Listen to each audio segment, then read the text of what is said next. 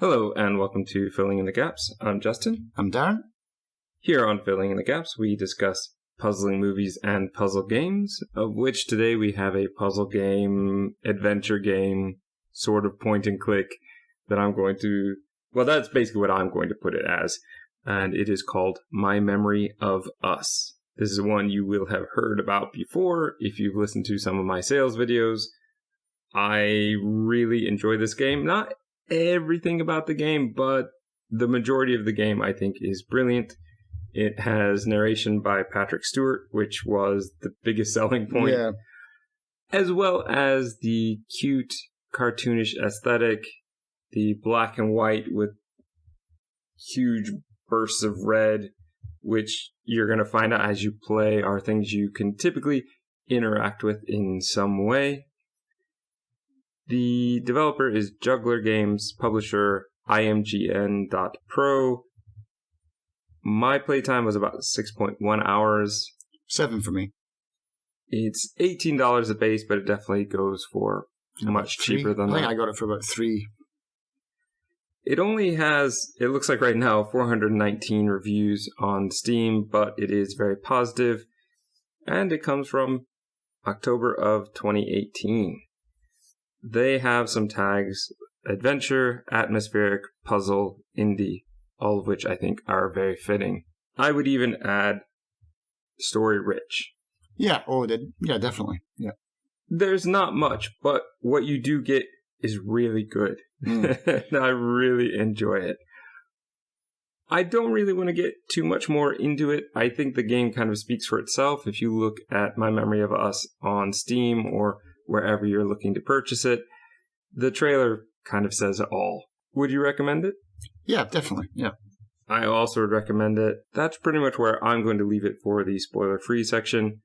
We're going to get right into the story and the puzzles. So, if you have not played it, I highly recommend that you give it a play before you listen to this, because we're going to give a whole lot away. And getting into the story and getting into the puzzles is very much worth it in this one. Don't let us spoil it for you. With that, though, here's your spoiler warning. Engage. The narrator at the beginning of the game talks about life can be like a fairy tale. There's a girl we see with her head stuck in a book on the way to his bookstore looking for a new story. Little did she know what she was going to get. And there's a fun little tutorial bit where we actually get to play as the girl, walking along, hopping up and down over luggage, I think. Yeah. Or grabbing a ladder and then getting up to the kind of attic where she finds the other stuff, the book. As we're on the way to the bookstore, though, there are all sorts of people with thought bubbles. And that's where you start to get the impression of how people communicate in this game, with thumbs ups, with hearts, with arrows. Yeah. Symbols that maybe represent swearing. Yeah. There is the poison symbol I think they use for death. Mm-hmm. Like, we're going to kill him. And there are all sorts of other things that come up.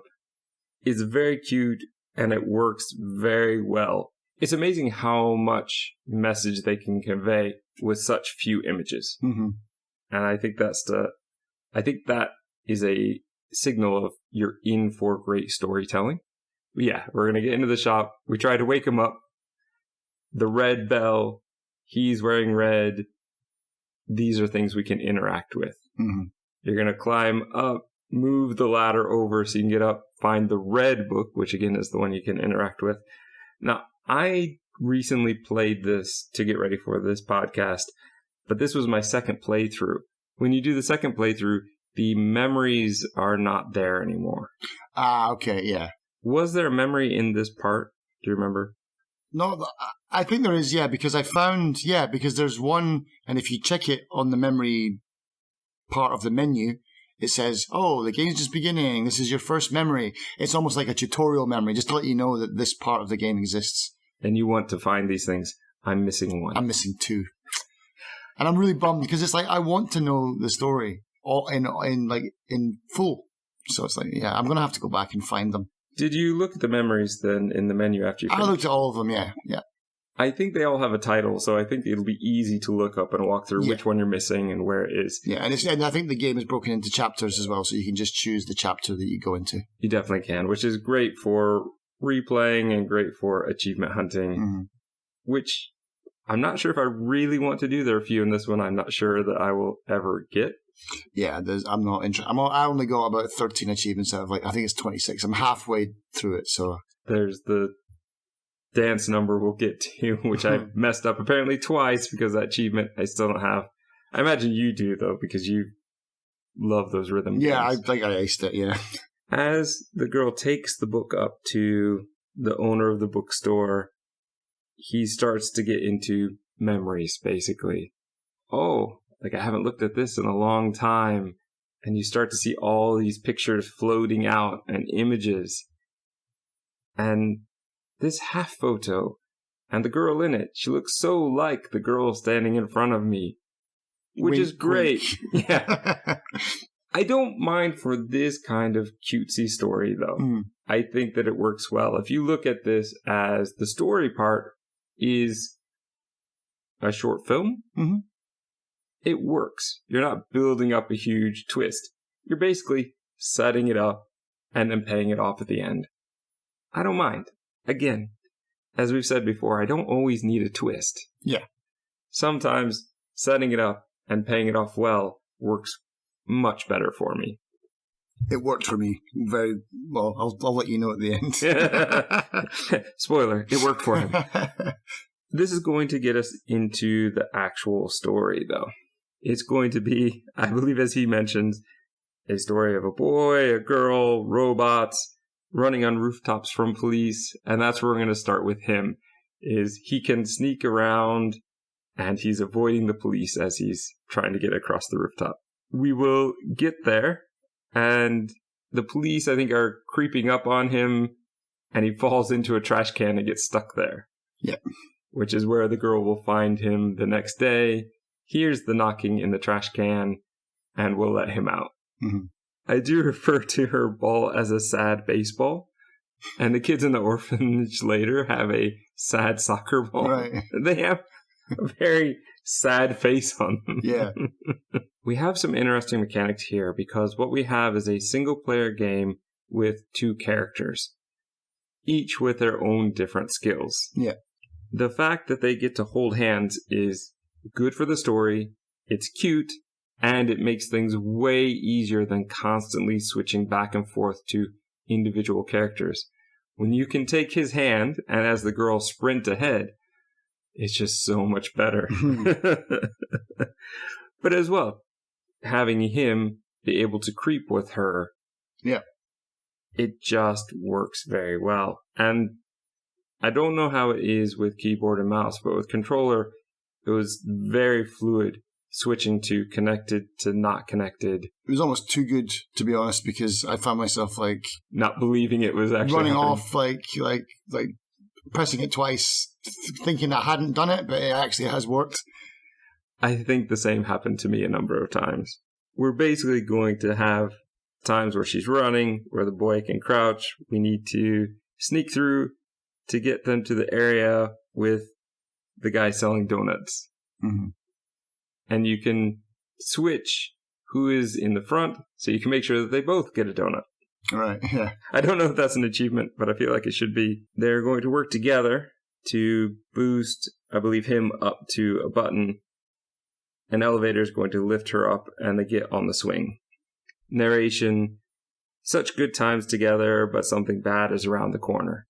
Now, one thing that I would like for them to have done a little bit differently here is not do the something bad around the corner 2 or 3 times in a row. Right. Well, there's a lot of bad things around the corner for them, wasn't there? That is true, but they end, I think, 2 or 3 chapters with that. Don't do that much. Yeah. It's a bit much. Let us have this one now. It's happy, and then we lead to what we're going to find out is the grandfather's house. He won't let them in until they get some apples. Yeah. You have to go and... There was some heavy apples as well. You need 2 people to lift the 5 of them. You have to sneak over, steal the slingshot from the gardener. Yeah. come back, move the bucket under, shoot the apples. Aiming is a little awkward in this game. Did you find that, or was it much easier? It was okay for me. Yeah, it was just you could just tap it around with the key with the up and down arrows. Is that how you did it? I wasn't sure how you would do it because on the controller it was the joystick. Yeah, you hold down control and then you just go up down, and just like that. Ah, okay. I think with the joystick you might have a bit more accuracy, but it probably takes a little bit longer to make it work. Yeah, so you get your 5 apples, and then you go inside. There's an elevator, but it's stuck halfway. This, the first time, really took me a while. I think I maybe even had to look it up, because it didn't make any sense to me. It wouldn't let me jump the little way down onto it. It wouldn't let me boost up onto it, even though, logically, I should be able to. I have to use my slingshot to hit buttons. Yeah, the thing that we just did. Yeah. That was the tutorial was the apples. It was like, already I'd forgotten. Like, well, I'm stuck. But there's a logic difference. There's sort of a logic break between I can shoot apples down with a slingshot and I can hit buttons with a slingshot. Yeah. Once you have that, though, Grandpa comes in his steampunk wheelchair and he makes them some food. But before they can eat, you have to do a sliding plates puzzle. Yeah. Bounce them around the different objects and the different plates until you have all 3 in the correct location. First time took me a while. Second time even a bit, but I knew it was possible. It's one of those things where once you know it's possible, you just push through and you do it. They have dinner. Everything seems nice. And basically, you head out now, as the story says. The very modest narrator. Oh, I was such a good thief that I had to teach her something for her birthday, and I was going to teach her how to steal a cake. Yeah.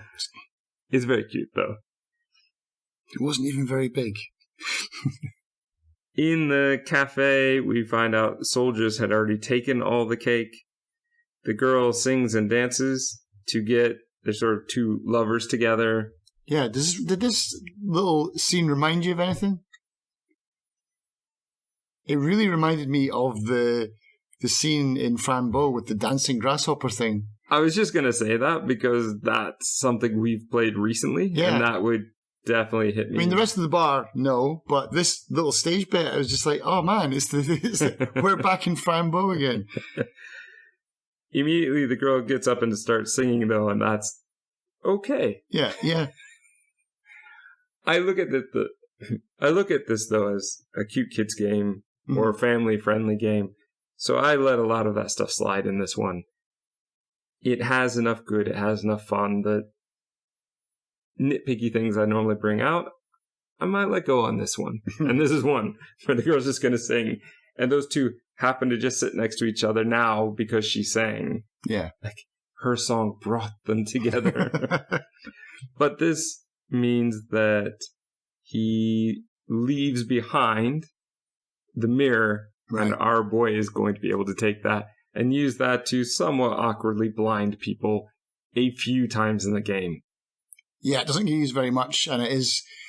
I don't know what it's like for you, again, using controller, but for me, it seemed to be... Does it hop around? It moves around, yeah. It's like random. It's like taming a wild animal. It's just weird. For me, it seems sort of like, oh, it's hopping to the right, and now it's sort of hopping up and down, and you just have to slowly keep pushing it in the right direction. Yeah, yeah. I will say a nice thing about that mechanic, though, is having a plus symbol appear when it's in the right location. When it's ready, yeah. Because otherwise, you might not know where the hitbox really is for the blinding. Mm-hmm. So I think that is a nice touch. We're going to do the same thing outside, where we're going to blind the guy sitting up on some scaffolding so that he will drop the wine, but you have to get him to drop it on the sandbags as a soldier is pushing them through. What happens if you don't? Because I got that the first time, because I knew exactly what I had to do. I'm pretty sure it breaks, and then another bottle appears. Okay. That's my memory. Yeah. It's been a long time, though. This time I knew what I was doing, so I didn't mess with breaking it. Yeah, because we need to give the wine to the drunk at the train station to get a ticket, or get a coin so we can buy a ticket. That's right. And then we can hop on the train and head to the next section. We're going to sneak past the guard by using a truck as cover. This is going to get us onto what I refer to as a military base. We're going to climb onto the roof, but soldiers are chasing the girl. As the boy, we have to sneak past some soldiers. There's a cabinet with medals. There's 1 medal, 2 medal, 3 medals, and a bunch of toys in here for some reason. Mm-hmm. This is an easy little puzzle for getting the combination for the door downstairs. Yeah. This gets the boy in. He gets a cake, which is the whole objective of this level. But he's going to get caught. The narration talks about the robot invasion looming, and the girl must rescue the boy. As the girl, we now can jump over gaps. However, don't get hit by the tiniest little spark ever from the welders or you die immediately. You're going to slingshot a button to make a crane move a platform across. I mean, it's meant to be in-game. This is some sort of construction thing. But we know what it is. It's a platform that we're getting to move across. And I do like that a lot of times the way we use the slingshot to access buttons that are out of reach. We get to the jail, and even this time, I had to use a walkthrough because this part doesn't seem to work logically for me in my brain. Okay. The thing I'm always missing at this point is you walk in, I see there's 2 phones. I know I need to use the phones to distract the jailer. Mm-hmm. But you go upstairs, there's another soldier who won't let you, who's thinking about cigarettes. Yep. So you have to find a way to give him the red cigarettes from downstairs soldier. It never occurs to me to turn into the boy and rattle the door. Right, yeah. It's just not something we've been taught. I'm thinking about all the mechanics I have thus far. He can't sneak anywhere, which is what he can do. He doesn't have a spotlight, which is what he needs to blind someone. Just never think to do it. Did you do this instinctively? No, it was the last thing that I did because I did the whole thing. I was ringing the downstairs phone. I was using the downstairs phone to call upstairs. But it's like, that's not good enough. I want to ring the upstairs phone to downstairs. And then I exhausted all my options. Like, there's nothing logically possible left. I was like, X.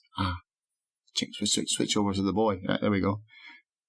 There is a third soldier which you don't get to do anything with. I just snuck under him. I'm assuming if you stand up, he catches you. Like, I just snuck under the bench, under the desk kind of thing. Maybe once you have the boy. Mm-hmm. But I ran past him as the girl. And I ran past him as a girl a ton, but yeah, when I had the boy, I just ducked down and just in case. Just in case, yeah. Because one thing I will say about this game is the checkpoints are not good. There's some really bad ones, especially, and they make you do everything again. And I didn't want to go do this one again. This one was okay though, but there was some later ones that I really didn't want to do again. And there's some real dud checkpoints in this game, unfortunately.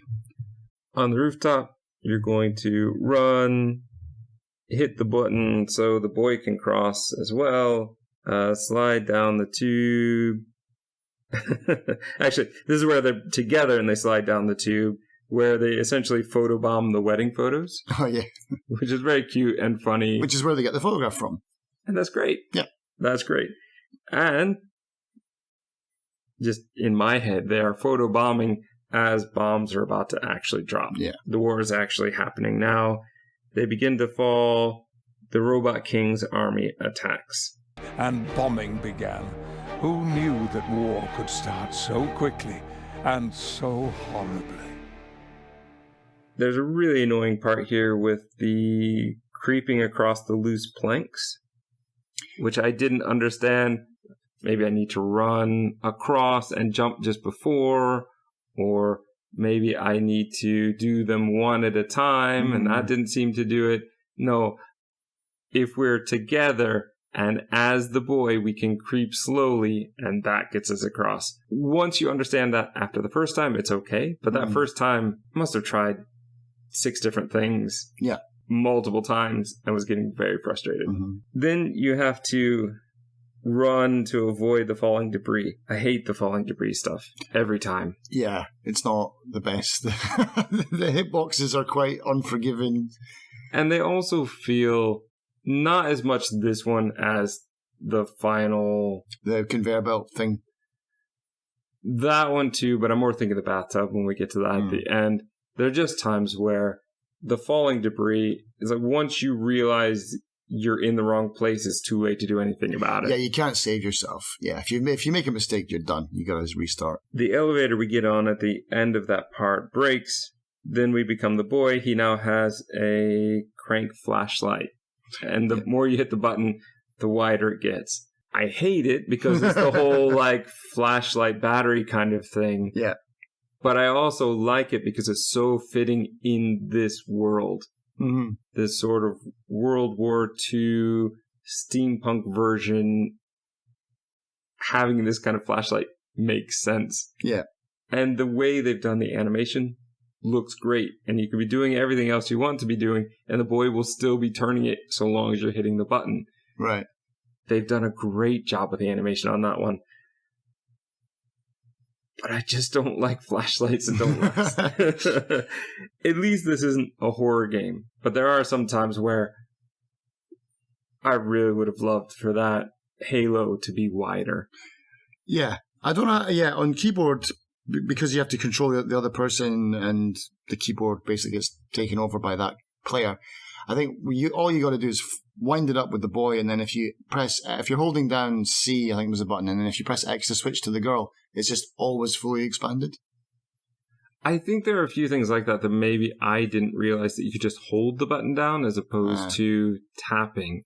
Okay. So I think that this might be one of those times where I was tapping when really I could have just held it down the whole time. But yeah, I made a note here. This is one of the points where I realized that the checkpoint system was a bit broken, because you can get almost to the end of this level, and if you die, you have to do the whole thing. And you start off from that cutscene where he finds the lantern. Yeah. It's like, I had to restart this one about 3 or 4 times.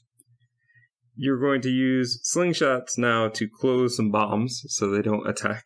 Yes. You can also use the mirror to blind the eye of a bomb so it won't attack. You get to a bunker, and they get to celebrate the birthday. Very cute. Yeah. He takes off his hat, and he's still got the cake. We are going to get to a level where robots are basically taking the riches. Yeah. Yeah, I mean, and another thing as well that I want to make note of as well is the game is very cute, but let's not forget what this is about, you know? It's about Nazis invading Poland, and it's underneath all the cutesy stuff, there's a really terrible, horrible, like really, really horribly sad story. And my spoiler for the end was I actually cried my eyes out at the end of this game, honestly. And so I felt a really, like, I'm not crazy about the gameplay, to be honest. The puzzles, some of the puzzles and some of the mechanics of the game, I did not enjoy. But the story itself is fantastic. It's really, really good, and it made me feel something. So in the end, it's like, well, all is forgiven, you know, it's like, but it's a really, that doubles down on it, because it's like, you've got this cute thing, but we all know what happened. Yeah. I think this is a great way to introduce people to what was happening at the time. Yeah. And it's a way to get younger people into it without being graphic. It's hard to talk about World War II and what was going on without getting into some of the really heavy stuff. Yeah. This has some really sad moments in it. Yeah. And some really strong parallels to things that were happening, as you said, that the Nazis were doing. Taking the art, taking the riches like this is a big part of that. It's a way to introduce the idea without actually having to go into the details. And I think that this is the type of story and the type of game that can get kids more interested in wanting to know more. And if you want to, then you've got the actual memories that you collect, and you can go and see who these real people are, and what the game is based on, you can find out a few of the facts. Yeah, it's really well done. Really well done. You're going to have to use at this point, you have to use your slingshot on one side to distract the robot soldier so the boy can swipe the vase, and then you need to get the girl out before the robot gets over to her. Mm-hmm. So it was a little tricky just because this is one of the first times you really have to worry about timing. Right. Get the vase, get the boy out of there, get the girl out of there, because otherwise you're going to lose one of them. Mm-hmm. You take the vase outside, put it under the water pump, give the water, the very heavy water, you have to drag over to the soldier. He gets a drink, and then the robot soldier says, all right, out of here, and moves out of the way finally. Yeah, but before that, it's like he drinks it and then just does that thing from like Thor does in the Avengers where he just like smashes it, just like, okay, I'm done with that. Crash. Yeah, not like these other two guys need any. Yeah, exactly. We are going to see a parade of robot soldiers go by as some people in red are being shown off in a way with one of the leader robots speaking on. Mm-hmm. We get to some scales where we have to put one character up on each side according to the robot's instructions. A claw basically comes out and takes the girl and puts her into what looks like a ship. Yeah. The boy is allowed to look. This was a very interesting part where he gets on this cherry picker essentially and can look inside the different windows at her being pushed along the conveyor belt, about her being painted red. Yeah. The narrator will say, the red people were looked down upon for no reason. My friend was still my friend. I didn't understand. But we get it very much in the next scene where we start off and the people who are not in red are laughing at the people in red. Yeah. And red people are no longer allowed in places they were before. We can't get into the cafe we were in before because she's wearing red. The boy can still get in, but she's not allowed. Inside, we can use the boy to open a drunk robot, I guess. He's sort of passed out on the stage. You open him up, and there's a bunch of keys. I hate this puzzle. This one doesn't make any sense. And they do this a couple of times with this like just brute force your way through the... There didn't seem to be any logic. I was looking for a correlation between the number of sides that the thing had, the amount of times I should maybe turn the keys. But no, in the end, it's just like, find one, find the next one. Oh, that didn't work. Go back to the beginning, start again. And it's just a really... Maybe there is a logic to it. I didn't find it. There might be. I haven't found it. The walkthrough I looked up for this because I wanted to know. Yeah. We're going to be doing it today. The walkthrough just basically said, do it in this order. Here's the Another one said, just do it in this order. Because there's numbers off on the other side as well. There are corresponding numbers. Yeah. They're in a weird order. It's 3, 4, 5, 6, but they're not in a correct order.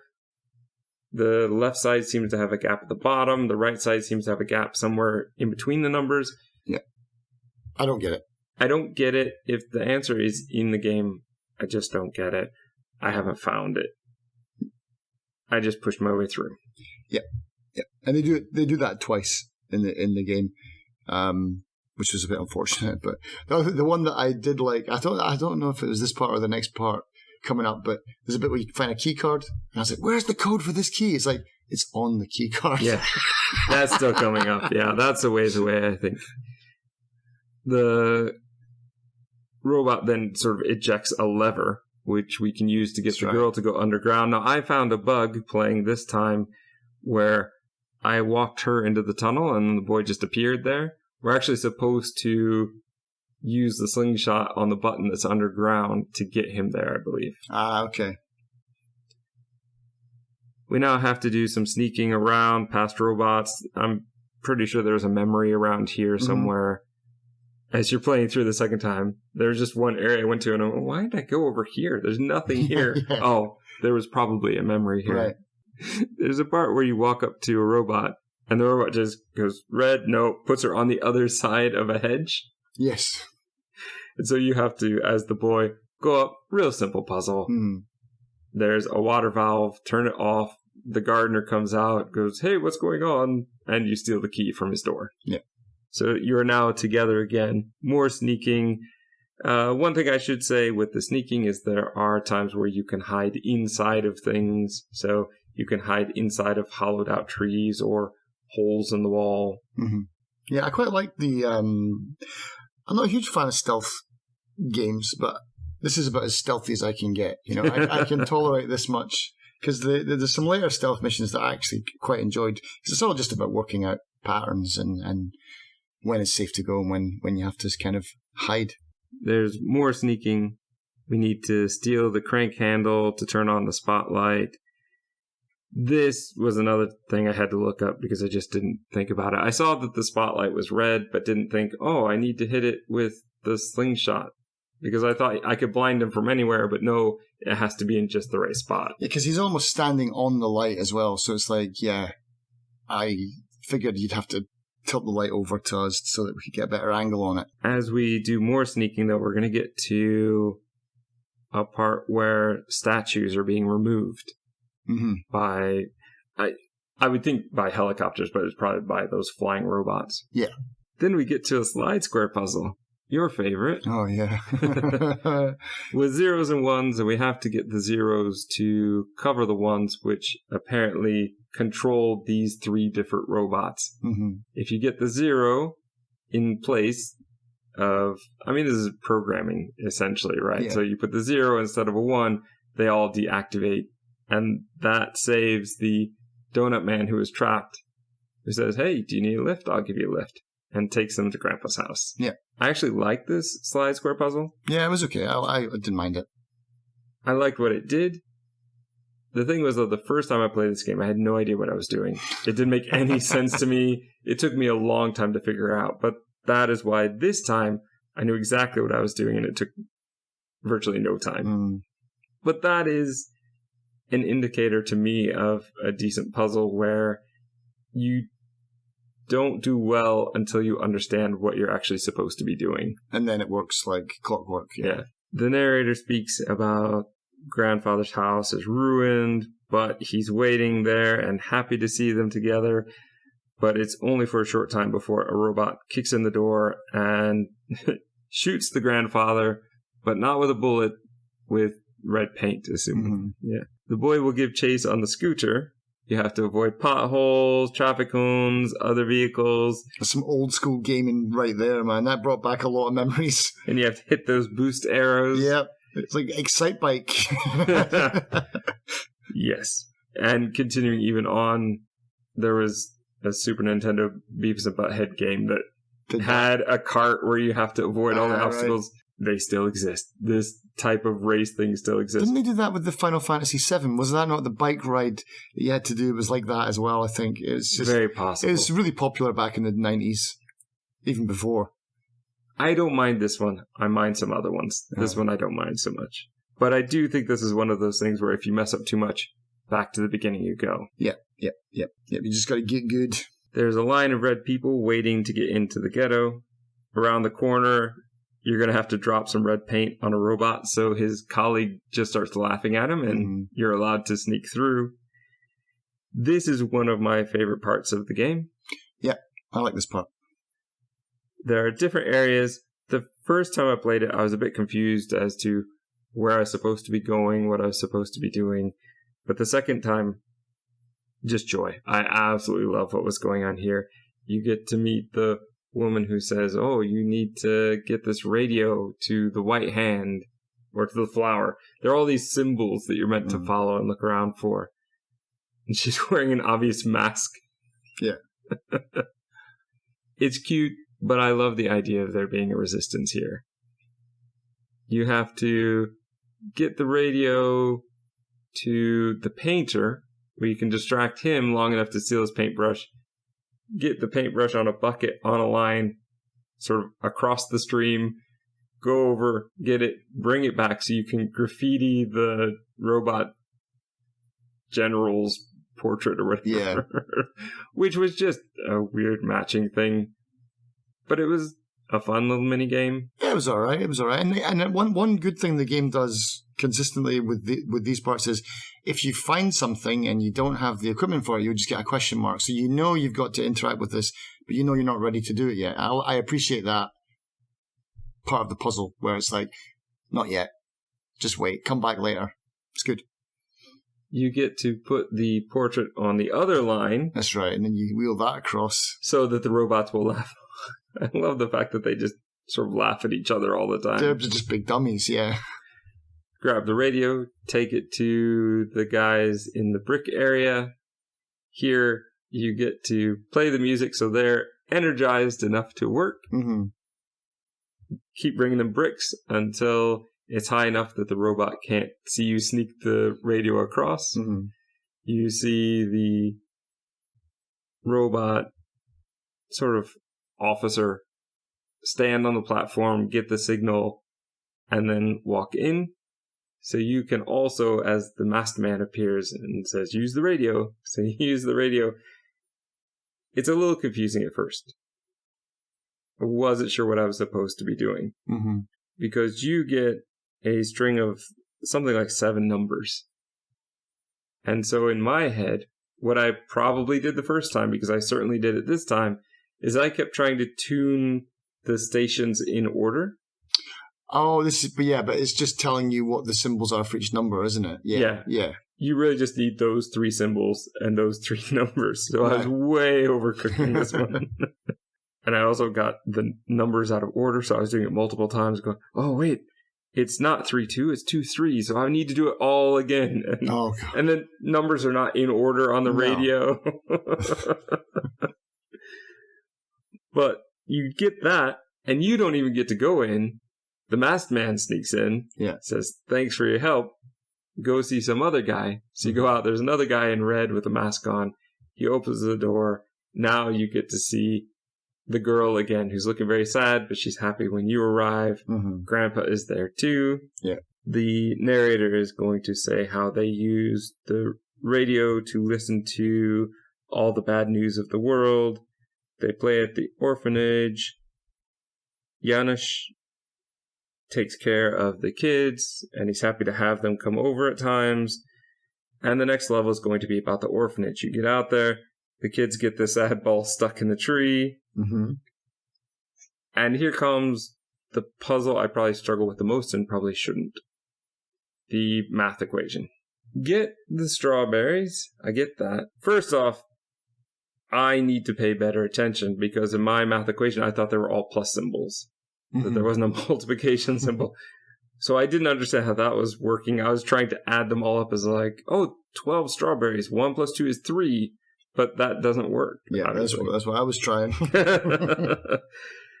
There are boats. I mean, the thing is, for those who maybe don't remember as well, in the classroom of the orphanage, you see an equation that shows boat plus strawberry times bird equals key. Mm-hmm.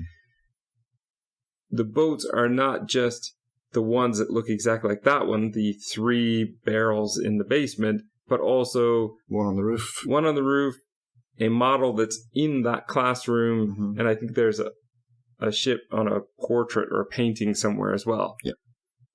That's a bit rough. Mm-hmm. And also, even just the birds, I thought there were 5. I didn't realize I was meant to actually look on the telescope the whole way. Yeah. Once you do that, though, you get to, you do have to sneak in past the nurse. You have to knock the plank off the wall so that the sunlight will shine in and you can blind her. Sprint and steal a cane so that you can knock the ball down. Yeah. You can't just ask for it. And there's nothing else in the whole orphanage like a broom that you could use. Or a stick off the tree that it's stuck in. And though they should be a bit angry, they are not. They see how clever the boy and girl are, and Janusz says, we really need medicine. Mm-hmm. So that leads us to our next section, where a not so difficult part where we have to get the girl into the cart and push her around and use a pickaxe to get some boards out of her way and just move the cart around. Yep. We get to the pharmacist, who is sad because the medicine has all been taken by the robots and put on a rocket. We need to get robot disguise, and I love this part. This is great. Go upstairs, get the sword, go back down to the giant robot head, cut off part of its nose. That's the antenna. Mm-hmm. You can find the bucket and the drill to put holes into it. There's a leather jacket just hanging there. And then your 2 kids in a robot costume. Yeah. This is like something out of a comedy movie, yeah. And so, yeah, you can, from there, just walk up. Waddle up. And get teleported onto the ship. I love how the sleeves are just hanging off the end of your hands as well. It's such a convincing disguise, yeah. Is at this point the narrator says, "What? You don't think that we could make a costume out of bits and bobs? You don't think we'd be that clever? Well, my story may be a little exaggerated." Which I enjoyed that. We're going to talk about the narration at the end, I think. Yeah. But I love that. They can now go in and out of the disguise. To get in it, you have to go into the special room so that the shield can come down and pop back up. You have some puzzles here that involve getting robots to pull the red handles. Yep.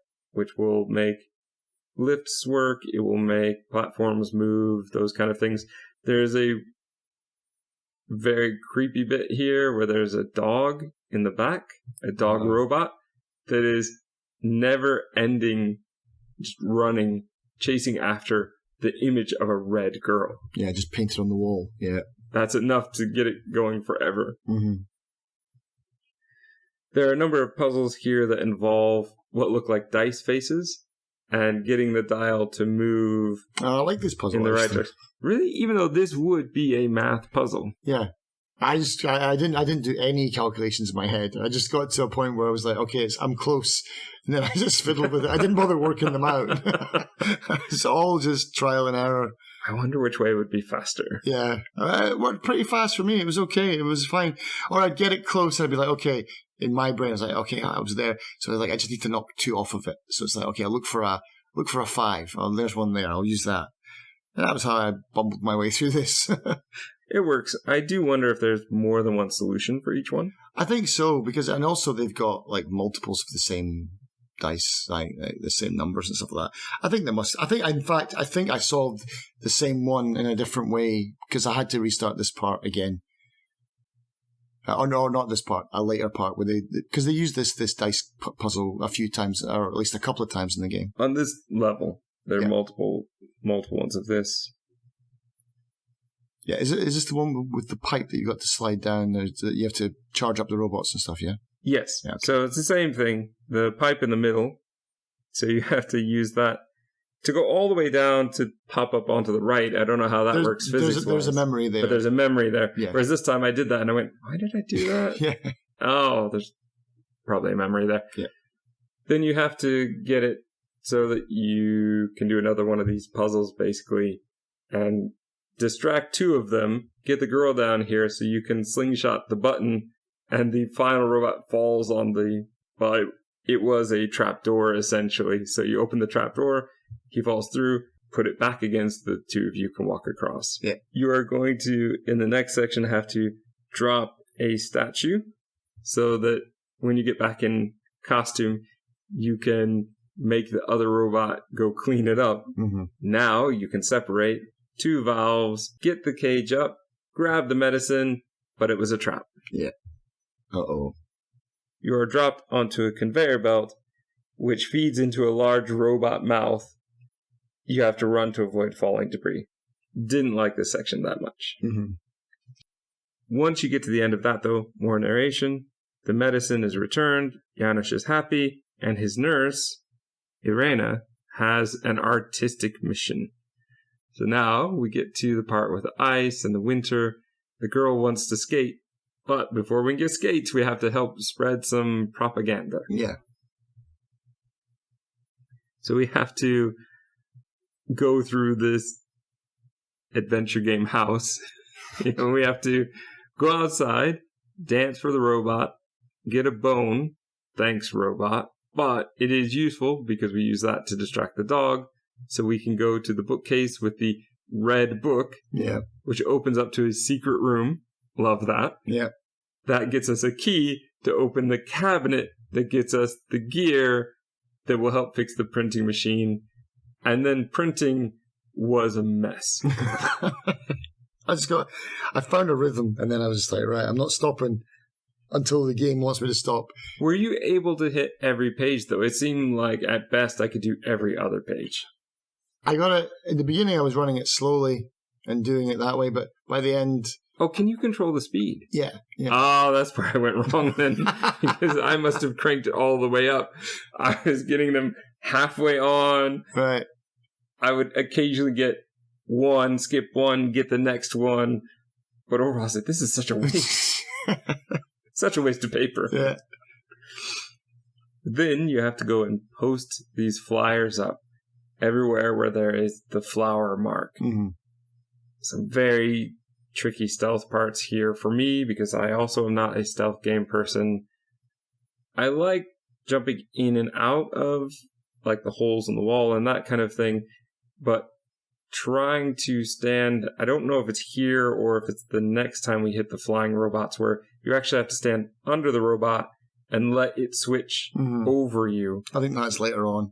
We're going to have to do that a lot, and I don't like it. Yeah, I was even confused. It's impossible to get past them, and then it wasn't until I just stood there looking at the screen for 5 minutes, just trying to work out this pattern, and then it's like, oh, I can stand directly underneath it and then get through. It's almost like BioShock, where you've got to hide under the cameras, kind of thing. You're going to get all the way to the end of the section, and then... You have to go all the way back. You have to go all the way back because there's a dog, and the dog will sniff you out every time. Yes, I found that out the hard way the first time. I don't know how many times this time I tried to figure it out. Probably at least 5. Mm-hmm. All right, maybe I just didn't hide quick enough. Maybe I didn't hide in the right spot. Maybe I need to get to the next one. One great thing that they do a lot in this game, and it's very subtle, is things change when you come back again. So there is a heartbroken music player on the street and a robot there, but then when you come back again, the robot has been replaced with like a man, and he's sort of heartbroken. There's all sorts of these little things that if you're paying attention to what's going on around you, there's a really much richer world than you would think if you're really just focused on the gameplay. You get back, and even though you still have, at least I still had some flyers to post, they say, okay, that's fine, have your skates. You get a really cute moment of them skating together.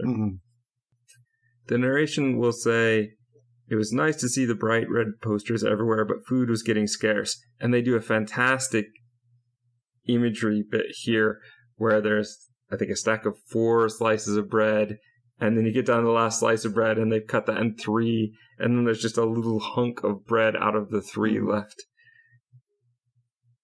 There are rumors of free food, which, of course, you and I are going to say, that's a trap, that's a bad idea. Bad idea. But the only way to avoid it is to not play, and we're not going to do that. Yeah. The boy isn't let in because he's not wearing red, so he has to walk through, get the key card you were talking about before with the numbers on it. Yeah, which I was looking for the code for ages. I wasn't looking for ages, but it did take me, even this time, a couple minutes to realize, oh, that's where it is. Because I think I walked around going, is it on that building? Is it on the robots? I know there's a code. Where's the code? And then I put it back in and went, oh, yeah, there. There it is. Right yeah. there. So that gets you in, but then you're trying to paint yourself red. Yeah. So you have to get the power on. Now you can see how the numbers match the symbols. So use the same code again, but now with symbols. Yep. Drag the red paint across. A crane game, or UFOs, you often call it. Bring that down, put the paint in, get yourself covered in red. But now, because you're covered in red, you have to sneak back. Whereas before you had free reign. Yeah.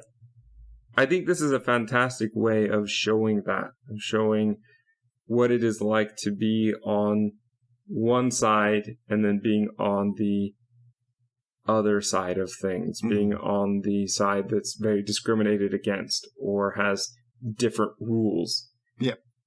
I could run around like crazy before and nobody cared, but now if I get caught, it's game over. Well, level over and start over again. Really powerful. Really powerful. But you get back and then you get in. Yes, there is food, but it turns into a train and takes off with you. They are being taken to a camp. The narrator says that basically, like, he didn't care that he was sharing the same fate as his friend. That's what he wanted. Mm-hmm. We're going to have some electric wire connection path puzzles where we turn each wire until it hits. You need to get a wrench. You can do one for an achievement, which just changes the image on the TV screen projector. And there's one where you have to have the two power sources. So you have to go back to the first one, steal a battery from there, put it on, and then connect both of those to the door so the door will open. You have a series of going through stealth areas, moving bombs up and down. A little frustrating for me. It's fine, it's just I'm not a stealth game person, so I wasn't always thinking correctly about this one.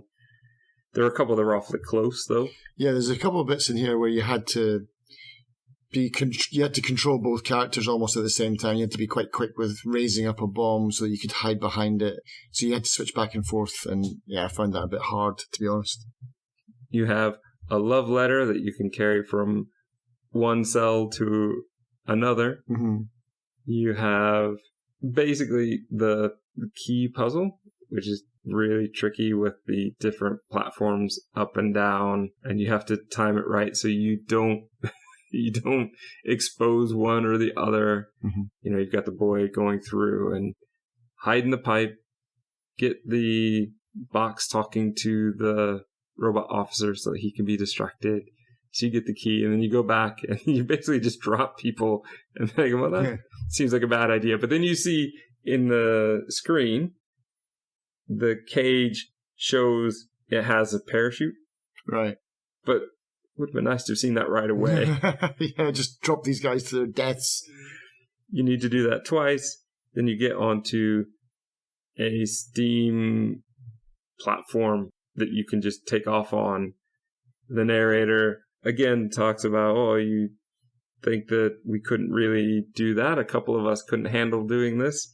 But again, he kind of admits that he's exaggerating a bit. But it's time to, I think he says something like, it's time to do our plan of sabotage, rescue, and escape. We need to use a sort of laser turret to get 3 pieces of coal. Oh, for the big coal monster, Yeah, we need to hide the grenade in it. And this time I knew what I was doing. Mm-hmm. But I had to look it up because I just couldn't figure out the last part of it, which is you have to walk along the monster and switch the pipes so that they're all glowing. Right. I thought I did something wrong. I thought I did order of operations wrong. Oh, no. I was meant to weigh it first or something. Right. I didn't know what I was doing wrong. I thought you had to put the dynamite on the thing and blow it up with the laser. I thought you had to like blow a hole in the wall or something like that. So I was trying to get a stick of dynamite onto that platform. That makes sense, though. I could totally see why you would think that. Yeah. But you do that, it blows up, and narration engine went kaboom. But there were no escape pods for the boy and girl. So we now appear in the forest. Which this is, if I didn't love this game so much, I'd be really annoyed. How did they get to the forest safely? Because you just told us there weren't any escape pods. You just fell at 30,000 feet out of the sky. But he's embellishing the story, so yeah, fair enough. I love the bits, though, here where we see the rescued people in the background. We see bits of the ship here. I think that coal monster, the head is in the background. But then as you're walking along, we see one of the red people get caught in the light of the floating robot. Yes. And gets disintegrated. Yeah, this is the first time you actually see death in the game. It's like, oh, okay. Things just got a bit more dark. You're going to have to climb up as the boy and drop paint onto, I think, one of the officers so that one of the floating robots comes along and destroys it. Mm-hmm. There's a puzzle that's not really tricky, but boy, was it tricky for me because I was just always doing it the wrong way. Where you have 4 robots following, like they're floating along these red pathways on the wall. And you can control sort of, are they on the left side? Are they on the right side? Are they in a circle? And then as you get one of your characters up to the lever, then you can control, is it the top half? Is it the bottom half? It's not really hard to do, but I was constantly doing it the wrong way, getting one of them destroyed, and then having to start over again. Yeah. No, I definitely messed this up a couple of times. Just because when you go to the screen where you change it, you can't see yourself anymore. So you're like, oh, wait a minute, am I in the kill zone now? It's like, okay, let's find out. Yep. Zap. So many times. Even this time, I've played it before, and even still. This will lead to another scooter ride, but now you have a sidecar, so the girl can shoot at floating robots as they come out of the cloud of flying robots. Again, aiming is a little awkward in this. You can power it up, which will change the distance and trajectory, so that also adds to the difficulty. But you can also shoot them and they're right on top of you, so it's not that big of a deal. Yeah, I had no idea what I was supposed to do when this first happened. I held down the button and I saw the thing fill up, but then I just waited until they were right on top of me, and I let it go, and then it disappeared. I was like, is that a laser or something? I didn't even realize it was missiles. Yeah, I didn't mess around with the power on that. Every single one that I fired was just full tilt. Just you interchange between being her and shooting and him and trying to avoid the obstacles. There are a couple in this one, I think, where they have trees that are upright, which are a little confusing as you're looking at them because it looks like they're crossing 2 lanes, but they're actually standing in one. Yeah. I don't have time to think about it, so you just need to make these things as clear as possible, as well as the end, where there is one button you have to hit to make the gate drop and protect them. I like the idea, but you don't really see it that first time. No, I definitely didn't.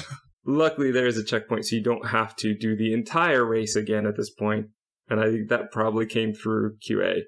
Yeah. Well, don't make people go to the beginning of this one. Yeah. The narration talks about a nice couple that feeds them, hides them in the attic, but the boy and girl are worried about her grandpa, so they head back to the city. Another annoying stealth section, but this one is just, you've got robots constantly going. You've got ones rocking next to the truck, and you've got other ones walking the other direction. And it's very tight. The window of getting over from place to place feels very tight. Yeah, and sometimes, like, I don't know if you can call them hitboxes, but the hitboxes of those robots, like, sometimes they see you, sometimes they don't. And I felt like I was in the same place I was last time, and I got away with it, but this time I'm getting captured. I don't know, it's a bit messy. You get to a point where you have to find the teddy for the sick kid on a huge pile of gigantic luggage. Yeah, that's just a very symbolic thing, isn't it? Yeah. And that's all it is. And to me, if that's all it's going to be, just put it in the first suitcase. Don't make me go to the third one and have to dig through all this stuff and just have it right there. This is not a fun minigame. Ooh, move these things out of the way. Yeah. No, this one is a doll. No, this one is something else. Oh, this one has the teddy bear. It just didn't work for me. But it's very quick, right? I think I'm more annoyed because this is right after the double floating robots where you have to hide right under them, and that part just annoyed me. So when I got to this, I was also still annoyed. Yeah. As you give the teddy, though, the robot prison flies off with her. Yeah. You are going to find the wheelchair and a trail of blood, which leads to the grandfather's grave. Mm-hmm. And this is a powerful moment, but I think they overdid it a bit. The music here is too powerful, swells too much. the trail of blood which leads to it doesn't really make sense to me. Yeah, it's like, did he bury himself? Like, did he crawl into a hole? That's what I thought. I just didn't understand this bit. I mean, I guess... It's just symbolic, I think, more than anything, but it is a bit much. All of this just feels a bit overblown, like you've done it too much, and now you've taken me out of it. And to be honest, the grandpa didn't really mean a lot to me anyway. So it's like, I was more interested in the two kids and the other characters that I got to know more. I met the grandpa once and gave him some apples, and then that was pretty much it, you know. But I get it. I understand. I'm just heartless, that's all. Well, evidently not, because after what happened at the end. But the narration will talk about rebels trying to fight back even though they're completely outgunned. The boy and girl end up hiding in the sewers, and they decide to chase down a rumor that there are people beyond the walls who can help change your color. yes.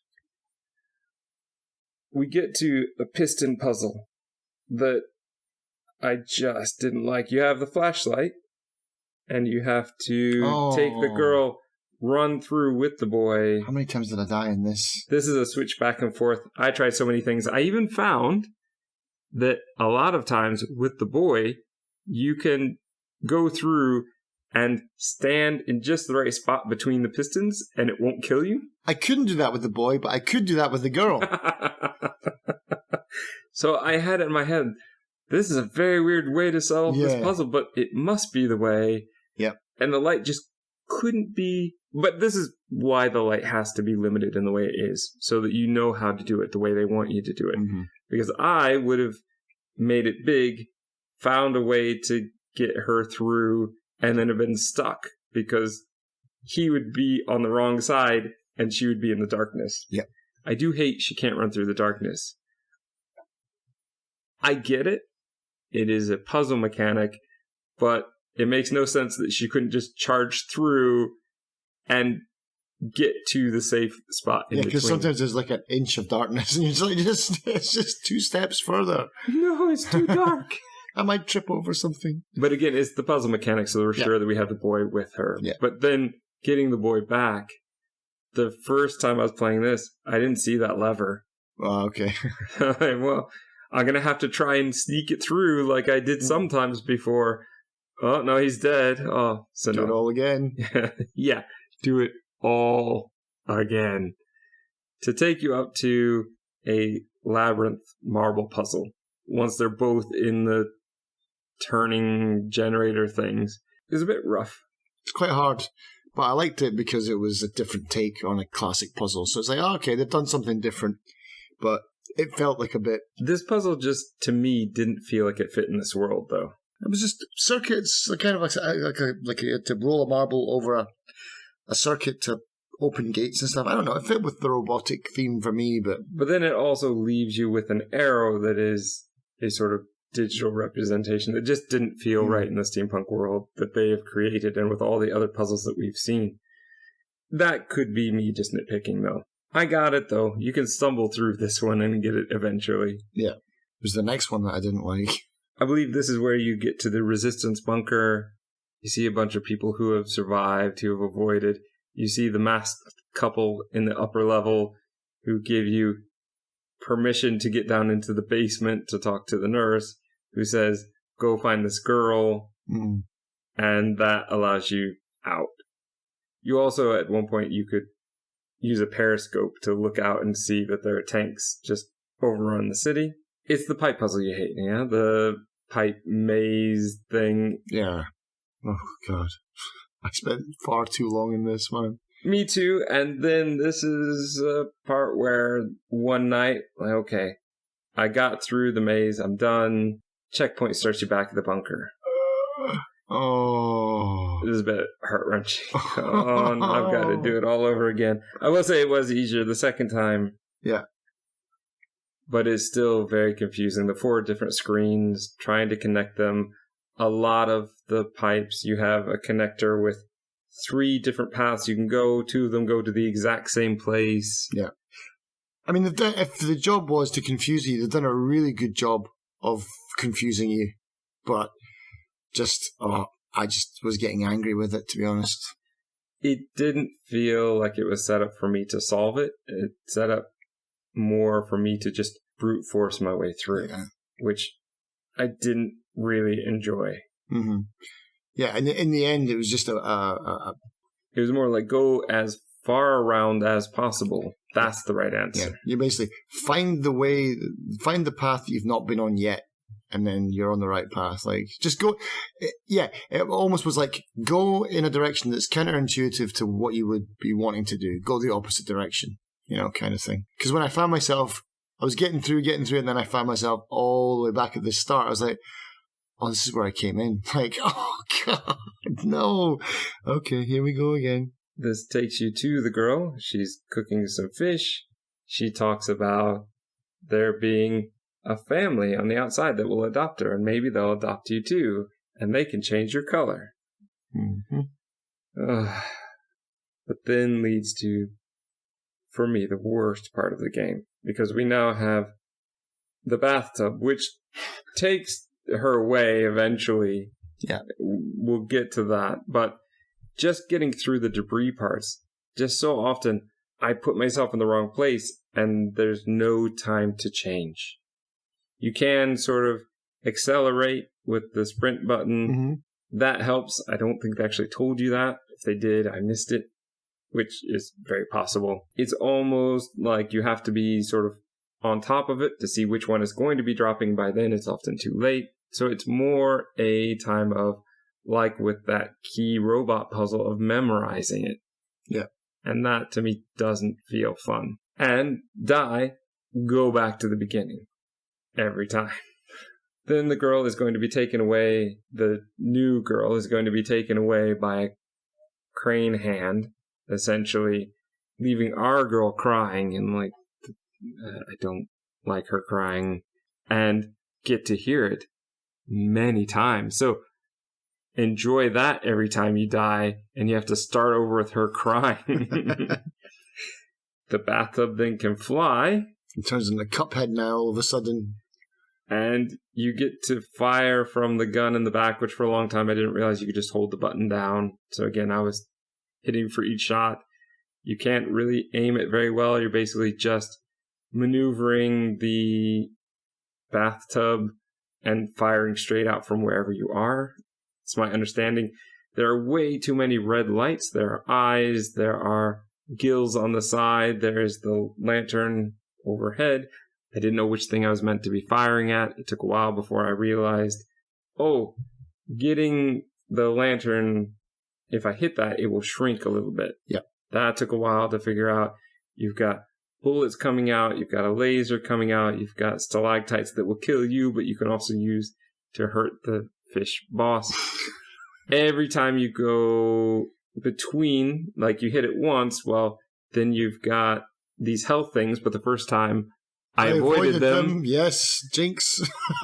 Yeah, because I was like, avoid everything. I'm not starting this all over again. With the exception of perhaps bad camera, this boss fight is everything I hate about boss fights. I found it to be confusing. You start off with story bits that I didn't want, which is basically the girl crying. Mm-hmm. Just start off with her not crying in the ship. You have controls that feel laggy. Like I said, it's difficult to aim. It's difficult to even know where to aim. Even your target, the lantern thing, moves constantly, and your targeting isn't the best. So it's luck of the draw, or as I did, just shoot as much as possible and hope you hit it. Yep. You have the dropping stalactites, but it's very tricky to time it to get it just right. And if you don't do it fast enough, it closes over and you have to start that section all over again. And then you have to do it 3 times. And every time you die, you start at the beginning with a girl crying and you have to do it all over again. When you pull it off, it feels like, that wasn't so bad. But the 20 times before that did feel bad. Yeah. And it really irks me because a game which for the majority was a puzzle, adventure, story game, this is not the game's strong suit, and this is where the game leaves you. And I don't really like that. I would have liked it if it was more a puzzle to solve. Maybe they thought that destroying this anglerfish is like a puzzle because you have to figure out what you're doing. Mm. But that's not what I want in a boss fight, and it's not what I want in a puzzle where I constantly have to avoid death to solve the puzzle. Or even in this game, it's like, why throw in a shooter element into a game that's had almost, other than firing a slingshot at a few buttons here and there? Like, yeah, I don't get it. This will lead, though, to the epilogue. The narrator will talk about the couple only wants the girl, so she tears the photograph in half, gives him her half, she keeps his, and the girl in the shop says, "Oh, that's funny. My grandmother told the same story." So here's the payoff. You hear the bell jingle. You have to... I don't know why they make us walk around for this. I think we could have just had the animation here. Right. But you have to go, and much like he did when the girl was going to be adopted, shoving the girl towards them, right. You, as the granddaughter, have to shove them together. Yes. And place the photo together.